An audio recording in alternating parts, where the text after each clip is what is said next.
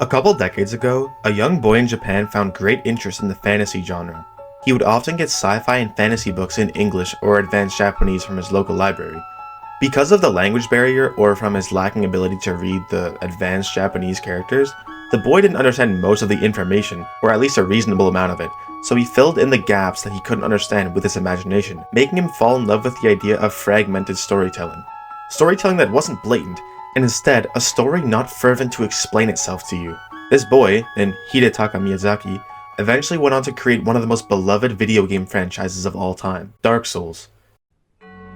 Or Soulsborne Kiro Ring. That's gonna get annoying to say throughout the entire video.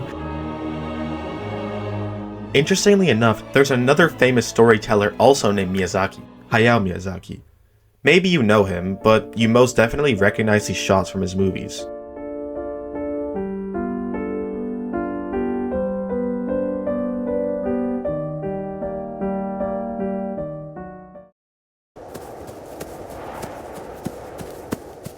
Anata, あえて私と同じ名前をつけますか? What's up, Hayao? 私はあなたに挑戦します。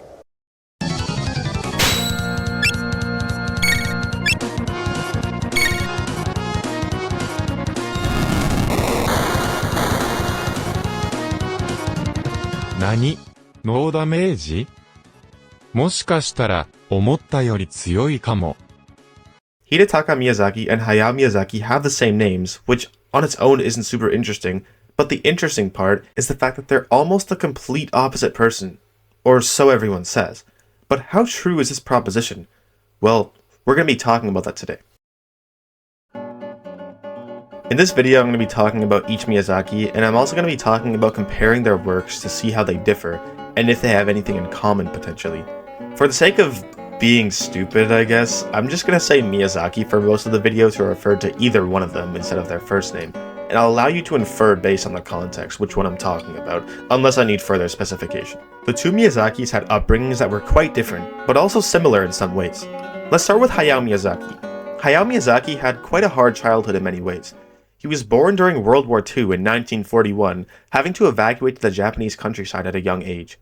He experienced war firsthand and the atrocities that it entailed, but moving to rural Japan also exposed him to a lot of nature, giving him a deep appreciation of it and advocating for restoring and maintaining nature, openly being against a lot of industrialization that ruins nature. Being exposed to war as well as a lot of nature becomes a lot more evident on how it impacted him when you look at his movies. A few things from his childhood specifically stick out in his films too. His family had an airplane business called Miyazaki Airplane, and while they made money off the war, it didn't make Miyazaki like war at all. But it did spark a lifelong interest and appreciation evident in his films like Porco Rosso, for example. His mother was also ill for a lot of his life, unfortunately, suffering spinal tuberculosis. Her resilience inspired him to make female characters that were strong and resilient, as well as just characters in general that were strong and resilient. There are no real specific examples for this, as there are strong female characters seen across all Ghibli movies. Miyazaki went to university for political science and economics, and while at university, he met people who liked drawing manga. And apparently he joined the manga club at his university too. After university, he became employed at a small, unknown animation studio with no notable titles or anything to their name called Toei Animation, as an in-between animator. His job was to draw in-between frames of someone else's animation, which was an entry-level job, but his fascination with the craft and a lot of practice in the trade led him to climb the ranks. Sometime within his career, he wrote a manga called Nausicaa of the Valley of the Wind. After a lot of stuff that I'm just gonna gloss over, he got the green light to make this manga into a full feature-length film with the help of others. A recognition of his combined animation skills and storytelling skills led many people to look up to him, and enough trust to make the film. The film was a success, and around a year-ish later, he would found Studio Ghibli with two others. So Hayao Miyazaki had a tough childhood in many ways, but his struggles provided a lot of good in his life, shaping his worldviews and allowing him to tell stories that have good messages. How about Hidetaka Miyazaki? Well, as mentioned earlier, he fell in love with fragmented storytelling from his childhood.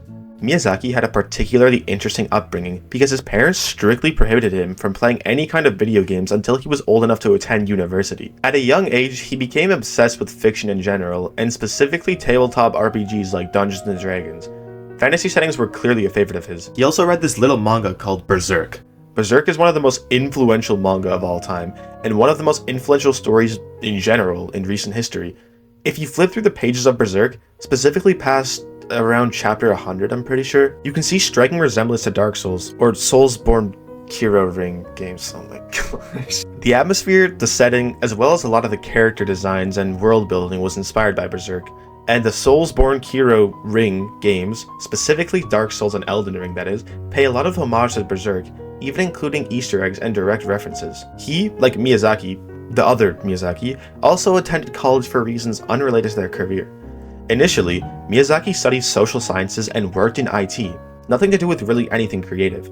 He had a stable job and was faring pretty well, but in his mid-20s, he played a game called Ico. This game not only launched a particular interest in video games within him, but also an obsession with the details of video games and how they're made and the behind-the-scenes stuff and whatnot. Because of this newfound fascination, he took a huge risk after careful consideration and quit his stable IT job to work for From Software as a game planner. Like the other Miyazaki, he started with a small entry-level job, but quickly realized a lot of potential the company had, as well as himself. Both Miyazakis had this phase which was pretty integral to each of them. They learned how the work environments function and what it's like doing the actual work, which didn't stop them from making time crunches for their employees later in their careers, but that's aside from the point. He was noticed among his peers for his skills.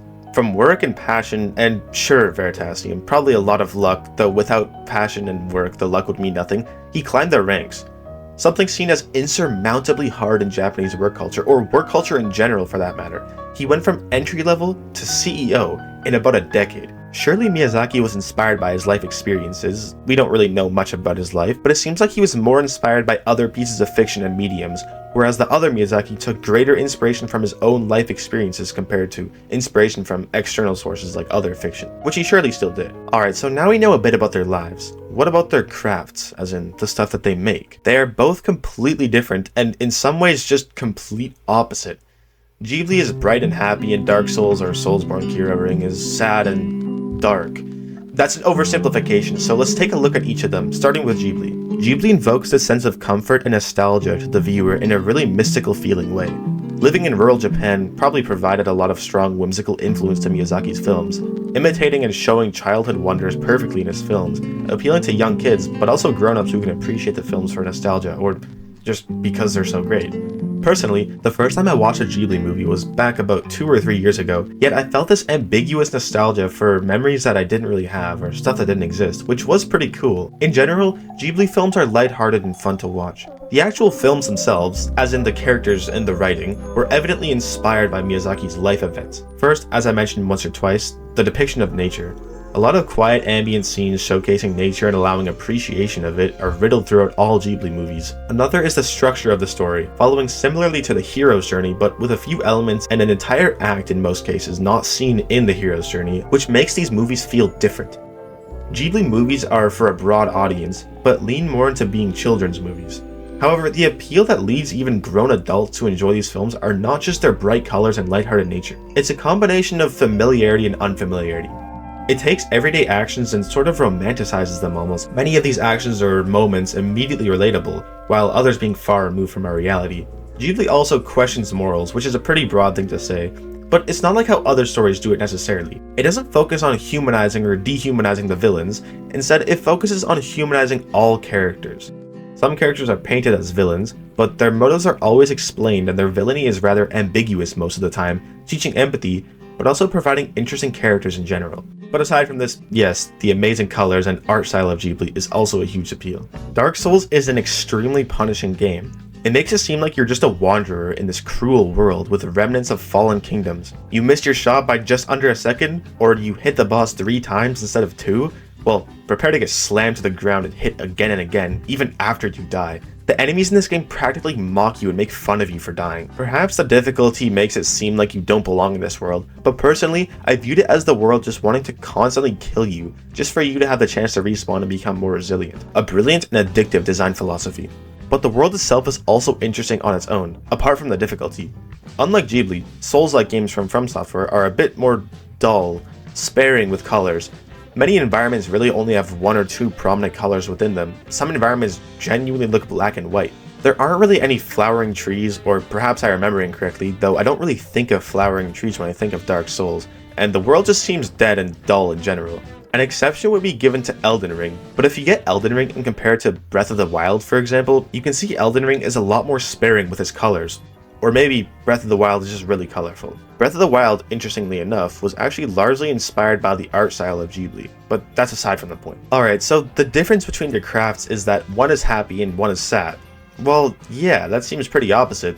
Thing is, that's kind of a closed-minded way to think about it. In a way, they both start from extreme opposites, one being colorful and bright and uplifting, and the other being colorless and hopeless and dull, but they both point in the same direction.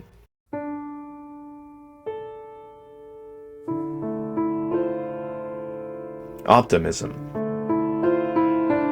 Two complete opposites reaching the same goal, a compromise between two extremes, a black and white making a gray, the ultimate compromise. Ghibli offers a more comforting setting, but introduces some kind of conflict to threaten the main characters. Dark Souls starts from the very bottom, and while I won't spoil any of the endings of the games, after being slammed down again and again, feeling like it's impossible to do anything, you overcome great feats and in the end feel rewarded, and this strong sense that you've improved. Ghibli offers comfort. Dark Souls offers the harsh truth. Real life may not be an accurate reflection of Dark Souls, as not everyone gets second chances, whether it be small or extreme. But if you're playing Dark Souls, it proves that you're alive first and foremost, and it means that whatever hardships you're going through in life, you have a second chance, or a chance in general. Despite the relentless and harsh difficulty and the depressing atmosphere of hopelessness, people claim Dark Souls has helped them overcome real struggles in their life, and crazy enough, helped with their discipline. Understanding struggle is a part of a grander process most of the time.